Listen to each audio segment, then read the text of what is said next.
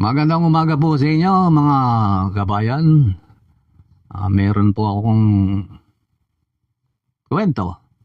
Ah, sa loob po ng klase, ah,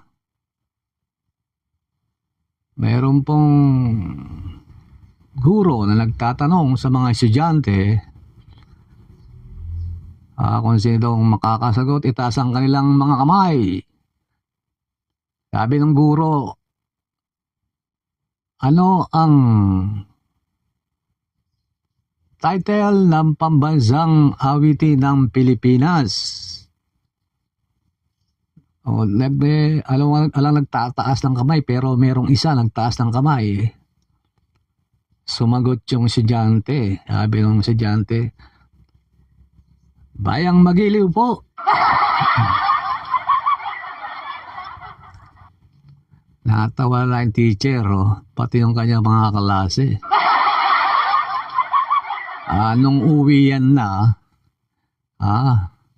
Nung uwi yan na, sinundo siya ng nanay niya Pagdating sa bahay, nakakita niya yung tatay niyang DDS.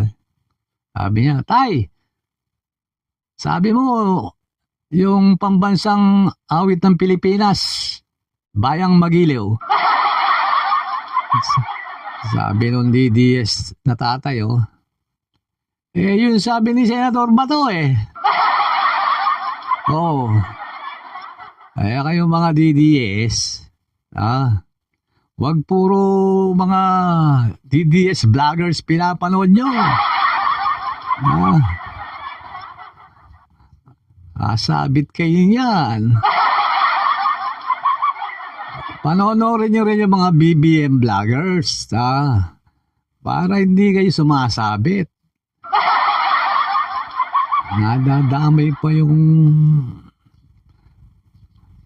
anak mo joke lang po yan, joke lang.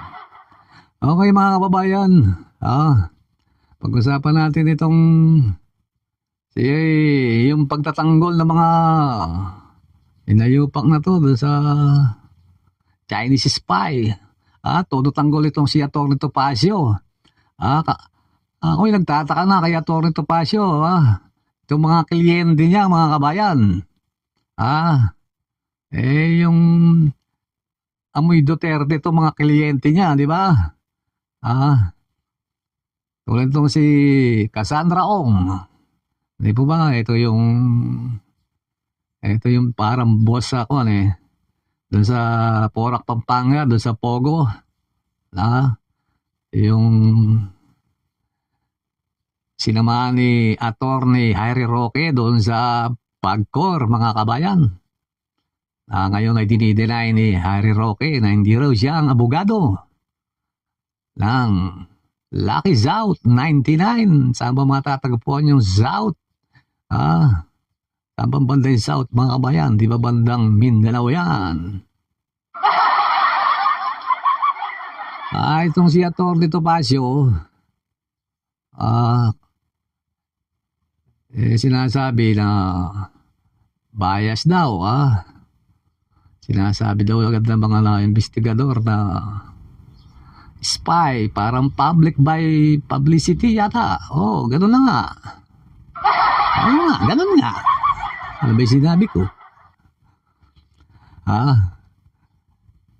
Itong si Atty. Topacio, pinangungunaan ba ito mga investigador natin, mga kababayan? Marunong pa sa ating mga nag-iimbestiga. Marunong pa sa nag-iimbestiga. Ang hinahiyupak na ito Ito naman si Harry Roque. Banat ng banat sa gobyerno, banat ng banat sa kapulis, ating mga nalulungkulan sa gobyerno, lalo-lalo na kay BBM. Yung sarili niya nga, hindi niya pa mapaliwanag di ba? Paano ka namang maniniwala rito sa Roque na to, mga kabayan? Yung sarili niya, hindi niya pa napapaliwanag. Yung nangyaring hearing doon sa Quadcom, di po ba? Yung paglobo ng kanyang kayamanan. Lalong-lalo na yung joint account nila ni A.R. de la Serna. bitin na bitin po yung mga taong bayan doon po sa eksenang yon, mga kabayan.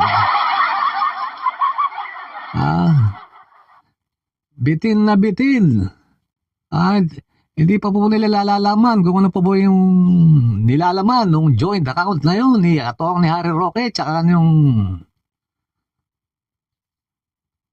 yung alalay niya, yung estudyanteng piloto. Ikaw, Roque, tanong ko lang, di kaya sumunod do kay Roque to?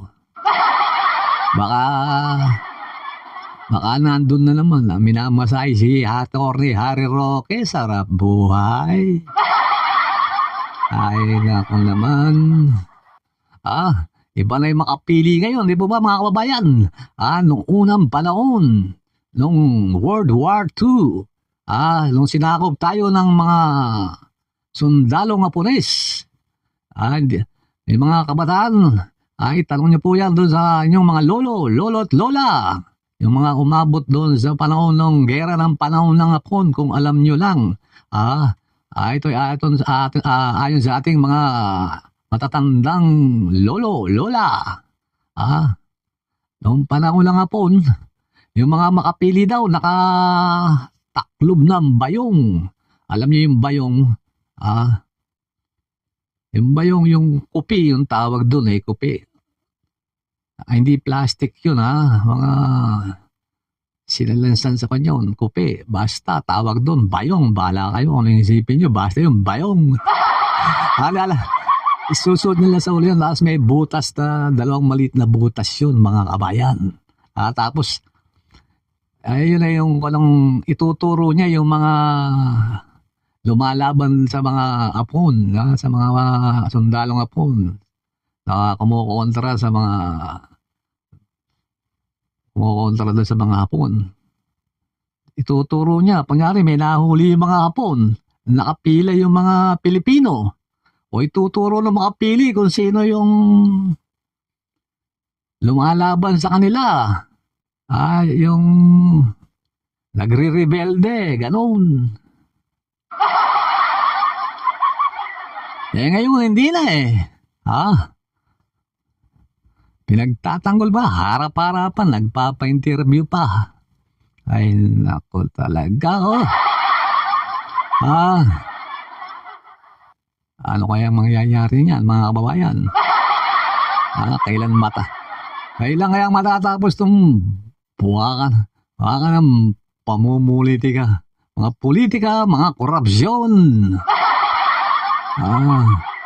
Baka hindi nyo napapansin, unti-unting bumabalik na ang mga dilawan. Sa mga hindi nakakapansin, kaya doble na yung binabanatan nila, mga Duterte at BBM.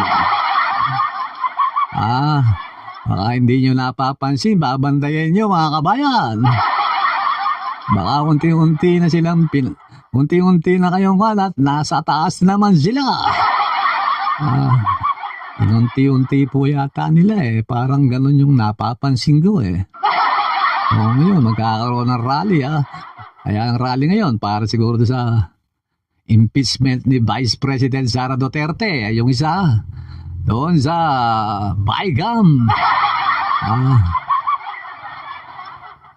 Parang ganun yata isip-isip tayo, mga kabayan. Okay, magandang umaga ulit sa inyo, mga kababayan. Patuloy lang po nating suportahan ang Pilipinas